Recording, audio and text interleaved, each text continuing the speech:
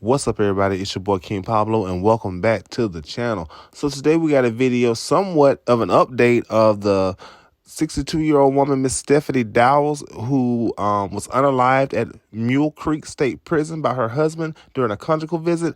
Well, come to find out, there was another woman, 47 years old, Tania Thomas. She was unalived by her husband at the same prison. We got a video clip we're going to get into, and I'll come back with my commentary. Area 3 exclusive investigation. We reported first last week the November death of a woman at Mule Creek State Prison during a conjugal visit with her husband was ruled a homicide, and now we're learning another woman was also murdered during a visit with her husband at the same prison a few months before that. Both deadly incidents taking place at the Mule Creek State Prison in Ione.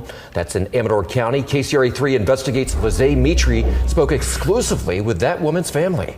Curtis, this family saw our investigation last week after the murder of 62-year-old Stephanie Dowles, and they said they felt compelled to come forward with their story. We were born and raised in San Francisco. We were raised by our grandparents. And this is just a little collage of her life. Janine Rojo and her cousin weren't just close in age. We've literally been together since birth. They did everything together until July 1st, when everything changed. It's just tragic what happened. Her cousin, a single mother of one, died. Tania Vanessa Corpus Thomas, she was 47 years old. She says Thomas spent more than half her life battling lupus, but the family learned the disease is not what killed her. For her to be taken away this way, it's gut-wrenching. The Amador County District Attorney tells KCRA 3 investigates Thomas's husband, 48-year-old Anthony Curry, is charged with her murder. Oh, it hit my gut. He's accused of strangling Thomas during a conjugal visit at Mule Creek State Prison. Court records show Curry was already serving time in prison for a conviction of attempted murder following the 1999 shooting of his 19-year-old girlfriend at the time. He shot a girl in the head and dumped her body, so he left her body for dead. She was found at a remote truck stop in Richmond, barely alive. A gunshot wound to the head left her permanently blind and partially paralyzed. He's a violent person. Rojo says she had no idea her cousin even had conjugal visits with him. With that history of severe violence, why are they being allowed to have these visits unsupervised? It's something she kept to herself until she saw the story on the November death of 62-year-old Stephanie Dowles. 4 months after a woman died while visiting an inmate at Mule Creek State Prison, we've learned her death is now deemed a homicide. Another woman killed at Mule Creek State Prison during a conjugal visit with her husband, a 4-time convicted murderer. I was sick to my stomach and I was in tears. She could no longer stay silent. I'm not against conjugal visits. However, there's already 2 murders at Mule Creek. What can be done to prevent this from happening again? Maybe put more prison guards out, to do more safety checks, to anything to save another life. The CDCR website shows inmates can't have conjugal visits if they're on death row, convicted of sex offenses if they're going through the reception process upon arrival to a prison, or if they have disciplinary restrictions. But there is no mention of violent crime convictions. CDCR says inmates have to apply and meet strict criteria to earn the privilege of family visits. And they say these visits are meant to support family connection and rehabilitation. Okay, so a lot of people would say 1 murder is too many, 2 murders, way too many. What security measures are in place to protect people who are there visiting? Right, we had to go through their manual to see what do they do, how do they make sure people are safe.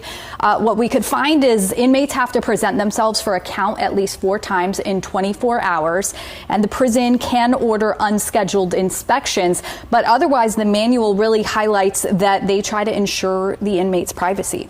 But we know about a second case because the family came forward. How many other cases are there that we don't know about? Right, and we have asked the corrections department, and they responded to our inquiry, answering everything except for that question. So we followed up, and we are hoping to hear back from them soon. All right, Lizzie, thank you. And while the November death was ruled a homicide, Stephanie Dowles' husband has not been charged with murder. The prison says it is still investigating. All right, and we're back. Mule Creek State Prison, what the hell is going on down there? Like, really? This is utterly ridiculous that 2 women have been unalived on y'all's watch during a conjugal visit. What the hell is going on down there? So we got 47-year-old Tania Thomas. She was unalived by her husband, Anthony Curry, strangulation, just like Miss Dowles. He was already in jail for attempted murder of his girlfriend in 1999. Shot her in the head. Now she's permanently blind and partially paralyzed. Like, why are these violent offenders are able to have conjugal visits? Like, this is just ridiculous. We heard from the cousin, Miss Janine Rojo. She said she didn't even know that her cousin was having conjugal visits with this man. She didn't even know. The inmates that we found out, the inmates who can't have conjugals are death row inmates, inmates with ex-offenses, disciplinary restrictions, or in the reception process. No mention of violent criminals. No mention that they can't have conjugal visits. So, I mean, that's not even a problem if you're a violent offender. As long as you're not on death row or get into any disciplinary offenses, you can have a conjugal visit. As we heard, one of the anchors from the news station asked, how many more stories that this has happened that we don't know of? The Department of Corrections refused to respond to that question. So that lets you know right there, there's been more. There's definitely been more. I won't be surprised if another family comes out. Then Miss McDowell, the 62-year-old woman that just passed last November, that man still has not been charged.